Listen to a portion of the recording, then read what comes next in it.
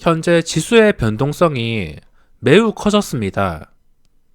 원래 하루에 1%도 움직이기 힘든 지수가 요즘 들어서 하루에 마이너스 4%, 플러스 3%, 또 마이너스 3%, 하루 만에 기본 2%씩 움직이고 있습니다. 이런 시장에서는 대박을 노릴 수도 있겠지만 저는 한방승부보다는 오랫동안 주식시장에서 살아남으면서 꾸준한 수익을 추구하는 편이기 때문에 저는 한방승부를 볼 자신이 없습니다. 그렇기 때문에 살아남는 것을 목적으로 대응해야 됩니다. 증시 바닥을 확인하는 방법. 저는 정말 단순하게 확인합니다. 이 방법이 단순해 보이지만 정확도는 꽤나 높은 편이기 때문에 분명히 가치가 있습니다. 개인 투자자 입장에서는 할 수 있는 최선이라고 생각합니다. 무작정 떨어지는 거 바닥인 줄 알고 매수했다가 지하실까지 볼 수 있기 때문에 최대한 확률적으로 바닥이다 싶을 때 들어가는 게 좋습니다. 물론 이런 시장에서 바닥에 매수하겠다라는 욕심만 버린다면 나중에 증시가 확실한 상승이 나올 때 들어가도 상관은 없지만 증시가 안정화될 때까지 상당한 시간이 소요될 것 같습니다. 그래서 바닥이 궁금하신 분들이 많을 것 같아서 영상을 제작하게 되었습니다. 지금은 해외 증시와 같이 움직이고 있기 때문에 중국 증시나 미국 증시가 크게 급등하거나 하락한다면 영향을 받겠지만 결국에 다른 세계 증시가 안정을 찾고 잠잠해진다면 우리나라 증시는 우리나라 증시대로 갈 길을 가게 되어 있습니다. 작년에 세계 증시가 1년 동안 대부분 20%, 나스닥이 30% 오를 동안 우리나라는 보시다시피 코스닥이 마이너스, 2019년에 마이너스 0.8%입니다. 음봉. 나스닥이 30% 오르고 대부분의 해외 증시들이 20% 이상 엄청난 호황을 맞았습니다. 그리고 코스피가 오르긴 했는데 7% 정도 올랐습니다. 그것도 연말에 삼성전자 덕으로 연말에 이렇게 올랐습니다. 12월에 5%, 12월만 제외한다면 코스피랑 코스닥은 오른 게 없습니다. 증시가 항상 움직이는데 이렇게 주기적으로 하락장이 나옵니다. 하락장을 좀 분류를 해본다면 이렇게 단기간에 빠지는 하락장 말고 한 달, 두 달을 걸려서 좀 길게 빠지는 하락장, 그런 시장이 작년 8월 그리고 재작년 10월 지수가 크게 빠졌습니다. 이 하락하는 도중에도 많은 개인 투자자분들이 매수를 하였고 바닥인 줄 알았는데 지하실까지 갔습니다. 작년 8월도 여기서 바닥인 줄 알았는데 지하실까지 갔습니다. 이렇게 바닥을 확인하는 거 복잡하게 생각할 필요 없이 개인 투자자들은 수급과 이 수급 그리고 대차잔고, 신용잔고만 있으면 쉽게 파악을 할 수 있습니다. 수급이 누적될수록 그 누적된 수급의 방향을 따라갈 확률이 높으며 요즘에 공매도가 부쩍 늘었듯이 대차잔고가 많아질수록 악재라고 할 수 있습니다. 그리고 신용잔고, 다 빛인데 이 신용잔고도 늘어날수록 공매도들이 늘어날 수밖에 없습니다. 이 빛은 공매도들의 먹잇감이기 때문에 공매도가 없어지지 않는 이상 이런 패턴은 계속해서 지속될 것 같습니다. 그럼 하나씩 설명을 드리겠습니다.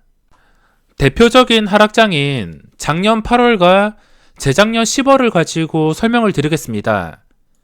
작년 8월에 하락하게 되었던 게 본격적으로 일본의 수출 규제가 터지면서 지수가 한 달 동안 꽤나 많이 빠졌습니다. 저는 이때 코스닥이 망하는 줄 알았습니다. 하지만 결국에 반등에 성공했고 지금 분위기가 좋았던 달이 많습니다. 그 뒤로 반등해서 황금선. 대부분 폭락장에서 개인 투자자들은 이 폭락장에서 싼 줄 알고 매수를 하게 되어 있습니다. 그래서 폭락할 때 보시면은 개인 투자자들이 끝까지 매수를 하다가 결국에 바닥에서 이 개인들의 물량을 외국인과 기관이 먹으면서 반등을 시킵니다. 이런 패턴은 항상 똑같습니다. 지난 8월에 신용잔고를 보시면은 이때 신용잔고가 8월 6일 날이 바닥, 이 바닥까지 신용잔고가 급격하게 줄어들었습니다. 이 전까지 하락할 때 과정을 살펴보겠습니다. 지수가 좀 분위기가 좋고 오르다 보니까 투자금이 몰리게 됩니다. 본격적으로 몰렸던 게 2019년 1월. 이 1월부터 보시면은 신용잔고가 9조 원대에서 증시 분위기가 좋다 보니까 계속해서 빛이 들어옵니다. 10조를 넘고 2월 10일 이때 10조를 넘고 계속해서 신용잔고가 증가를 합니다. 4월, 5월 계속 10조를 유지하고 있고 지수가 계속 하락하니까 이 신용잔고에서 반대 매매가 나오게 됩니다. 당연히 이거는 개인 투자자들의 의지와 상관없이 일정 비율이 빠지면 반대 매매가 나오게 되어 있습니다. 이렇게 빠질 동안 아마 멀쩡한 종목이라 하더라도 한 20%에서 심하게는 반토막까지 하락했을 겁니다. 그러면 당연히 반대 매매가 나오게 되어 있는데 이 반대 매매가 나오면서 8월 6일, 5일 이 5일과 6일을 보셔야 되는데 여기까지 신용잔고가 급격하게 줄어들었습니다. 보시면 이 기간이 얼마 차이가 나지 않습니다. 7월 25일까지 10조 원을 유지하다가 10조 원을 다시 깨고 여기까지 8월 9일, 10일, 13일 신용잔고가 8조 원으로 급하게 감소했습니다. 이때 잡아먹은 수급을 보시면 외국인과 기관 투자자 여기서 말아 올려서 지수가 이렇게 급하게 반등했습니다. 신용잔고의 흐름을 보시면 8조 원까지 줄었다가 이제 서서히 증시가 괜찮아진다 싶으니까 돈이 슬슬 몰려들게 됩니다. 11월에 분위기가 좋았고 연말까지도 분위기가 나쁘지 않았습니다. 그래서 줄었던 신용잔고가 다시 연말까지 9조 원대 그리고 1월도 지수가 나쁘지 않았습니다. 황금선 위를 유지해 주었고 2월까지 딱 2월 20일까지 분위기가 괜찮았습니다. 그럼 2월 20일까지를 보면은 정확하게 신용잔고가 고점입니다. 10조 5천억 완전히 고점인데 이 신용잔고가 고점을 찍자마자 또 지수가 폭락했습니다. 10조 5천억이 어떤 때냐면 이렇게 쭉 내려서 이쯤 작년 6월이랑 비슷하다고 생각을 하시면 되겠습니다. 작년 6월이 이쯤 폭락할 때, 딱 폭락할 때가 신용잔고가 고점입니다. 그냥 쉽게 생각하더라도 신용잔고 빛이 많을수록 외국인들은 그 물량을 반대 매매시키기 위해서 공매도를 칠 수밖에 없습니다. 이거는 공매도가 폐지되지 않는 이상은 계속해서 반복될 것입니다. 신용잔고가 높을 때 대차잔고도 보면은 최고치입니다. 대차잔고도 정말 중요한데 작년까지 분위기가 상당히 괜찮았습니다.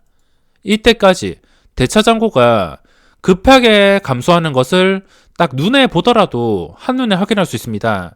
1월 7일 코스피가 1월 7일 여기까지 삼성전자가 신고가를 찍고 분위기가 상당히 좋았습니다. 하지만 대차잔고가 급감했지만 다시 시간이 지나고 나서 현재까지 지금 한눈에 보더라도 거의 터질 것만큼 대차잔고가 엄청나게 급증했습니다. 그래서 지금 공매도가 난리가 난 상태이며 지수가 이 수치만 보더라도 떨어질 수밖에 없습니다.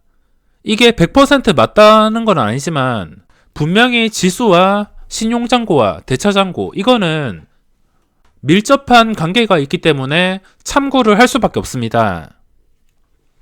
아까 설명드린 대로 다시 돌아와서 신용잔고 이 폭락하기 직전에 신용잔고가 10조 5천억을 찍었습니다. 현재까지 2월 28일이 이쯤에 이게 바로바로 업데이트가 되는 게 아니라서 한 2거래일에서 3거래일 정도 딜레이가 될 수 있습니다. 2월 28일 이때가 완전 거의 저점인데 신용잔고가 줄지 않았습니다. 여전히 10조 5천억 근처인 10조 3,700억 정도 신용잔고에 변함이 없습니다. 개인 투자자들이 지금 눈에 띄게 계속해서 매수를 하고 있습니다. 코스피는 끝까지 매수를 하고 있고 코스닥에서도 2천억이 나갔다가 그대로 2,600억이 다시 들어왔습니다. 그래서 바닥을 확인하기 위해서는 이 신용잔고가 눈에 띄게 줄어들어야 됩니다. 신용잔고를 차트로 보시면은 조금 더 이해가 쉬우실 텐데 이때가 지금 올라왔습니다. 작년 8월이고 8월에 폭락하면서 반대 매매가 많이 나오면서 신용잔고가 많이 줄어들었습니다. 빛이 없어지니까 증시가 다시 오르게 되고 근데 또 시간이 지나서 분위기가 좋다 보니까 빛이 거의 최고점까지 올라왔습니다.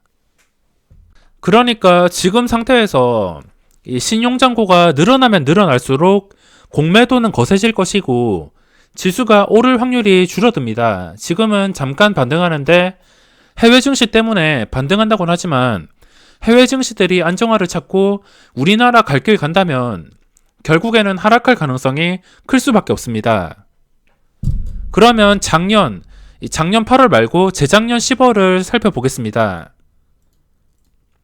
재작년 10월이 2018년 10월 이때가 정말 힘들었는데 2018년까지 증시 분위기가 너무 좋아서 신용잔고가 거의 13조 원을 돌파했습니다. 돌파했다가 이 빛을 이기지 못하고 결국에 지수가 무너지면서 신용잔고가 거의 12조 원에서 9조 원까지 떨어졌습니다. 이 2018년 전에 신용잔고가 이렇게 늘어나게 된 이유가 바이오주들이 엄청나게 급등했습니다. 그래서 이 분위기 좋은 시장에서 계속해서 빛이 늘어나게 되고 그리고 시간이 지나서 이 빛이 결국에 공매도 때문에 터지면서 현재 신용잔고가 공매도의 영향과 지수의 영향을 분명히 주고 있습니다. 외국인의 입장에서 생각한다 하더라도 빛이 많을수록 공매도를 치고 싶어질 것 같습니다. 그래서 지금은 최대치이기 때문에 지금 잠깐 해외 증시가 오른다고 바닥이라고 생각하지 말고 신용잔고가 최소한 9조 원 초반까지 떨어져야지 그때부터 바닥을 잡을 수 있을 것 같습니다. 9조 원인지 8조 원인지 외국인이 원하는 만큼 반대 매매가 나오면서 떨어져야 되는데 정확한 수치를 예상하기 힘들지만 확실한 것은 여기서 훨씬 많이 줄어들어야 됩니다. 그래야지 공매도 상한도 나올 것이며 다시 반등 분위기가 찾아올 수 있습니다. 우리나라 증시가 좀 안타까운 것은 공매도 때문에 이런 패턴이 계속 지속되고 있고 괜히 박스피라고 불리는 게 아닐 만큼 답답하게 흘러갑니다. 공매도의 순기능에 대해서 말하는 사람들도 있고 우리나라 시장에서 공매도를 못 치게 한다면 외국인이 안 들어올 것이다 라고 생각하시는 분들도 계시겠지만 저는 개인적으로 공매도는 매우 불공평한 제도라고 생각하고 분명히 개선되어야 된다고 생각하고 있습니다. 이 방법이 100% 맞을 수는 없겠지만 개인 투자자 입장에서 할 수 있는 최선의 방법입니다. 그리고 수급도 제가 장 끝날 때마다 계속해서 리뷰를 해드리는데 우리나라 수급이 굉장히 좋지 않습니다.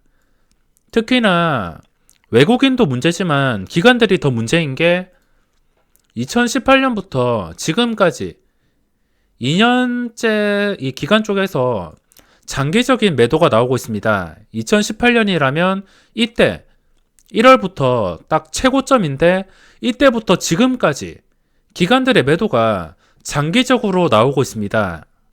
이 장기적으로 나오는데 언제쯤 이 기관들이 제대로 사줄 것인지 확인하려면 한 달 단위로 기관들의 순매수가 찍혀야지 그때부터 긍정적으로 살펴볼 수 있겠습니다.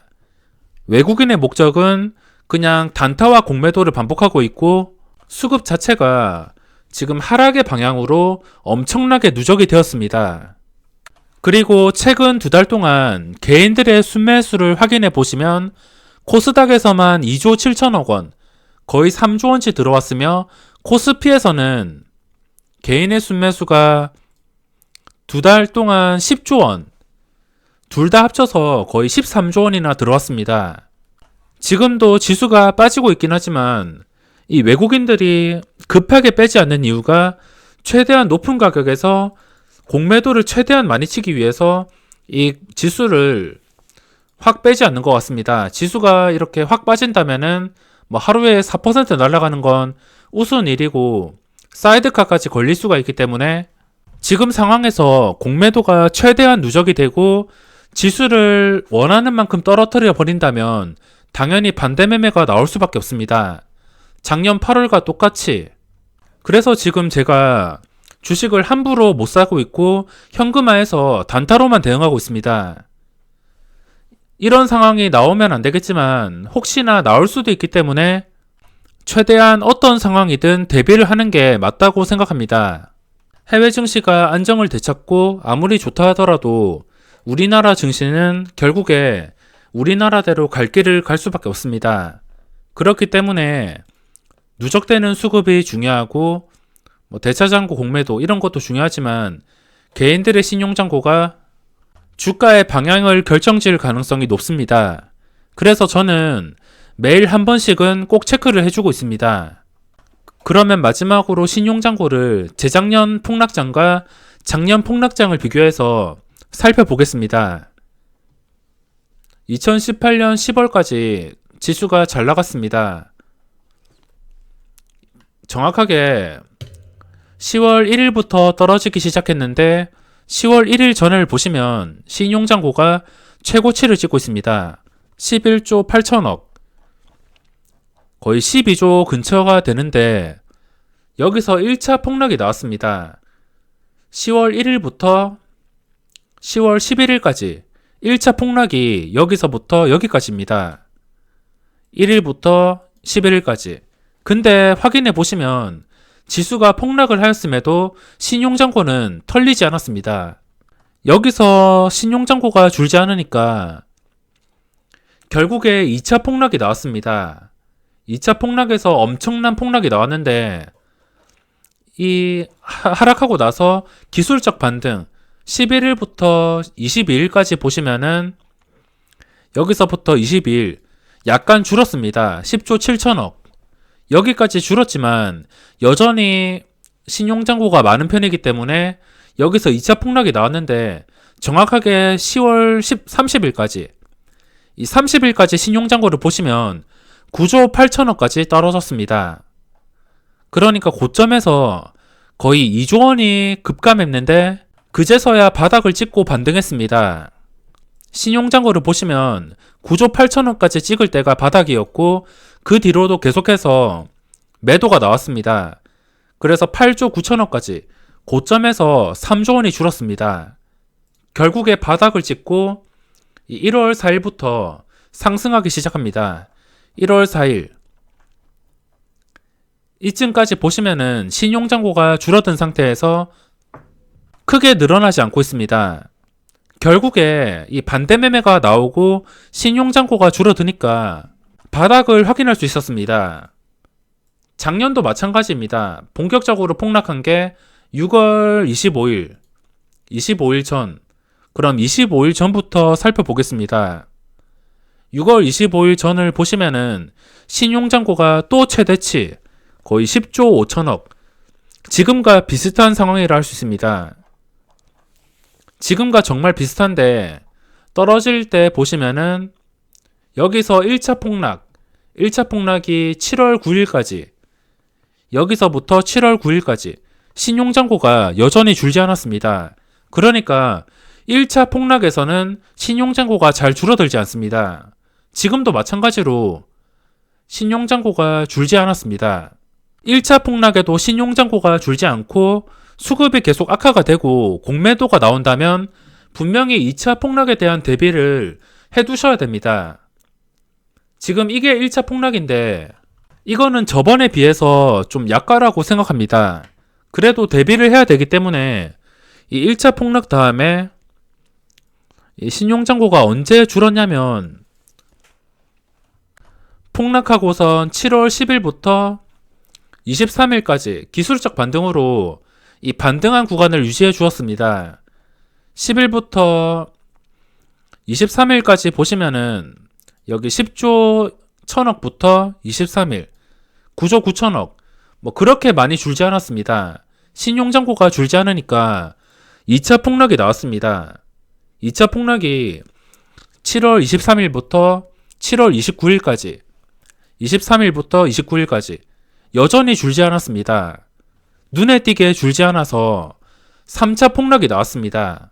3차 폭락이 나오면서 신용장고가 반대 매매가 나오면서 완전히 급감했습니다. 이것도 2018년과 비교를 해보시면 고점 10조 5천억에서 8조 원까지 거의 2조 5천억이 줄었습니다. 재작년 2018년 10월에 폭락할 때는 3조 원이 급감했고 작년에 폭락할 때는 2조 5천억이 급감했습니다. 지금도 보시면은 10조 5천억에서 적어도 한 2조 원 급감할 때부터 바닥으로 생각해야 되지 않을까 생각하고 있습니다. 2조 원이 급감하면 8조 5천억이 되겠는데 적어도 9조 원까지는 내려와 봐야지 매수를 생각할 수 있을 것 같습니다. 폭락장의 패턴은 거의 똑같습니다. 최고점에서 빚내서 투자가 많이 늘고 수급은 눈에 띄게 악화됩니다. 외국인은 그걸 이용해서 공매도를 칩니다. 외국인의 목적은 반대 매매를 나오게 해서 신용장고를 낮춰서 최대한 저점에서 공매도를 상환시키는 것입니다. 개별 종목에서 한진칼 같이 공매도를 때려잡는 종목도 있지만 전체 시장에서 봤을 때 외국인과 기관, 공매도를 이기기가 쉽지가 않습니다. 확률적으로 생각했을 때는 개인 투자자 입장에서 이렇게 대응하는 게 최선책인 것 같습니다. 그럼 증시의 바닥을 확인하는 방법 여기서 마무리하겠습니다.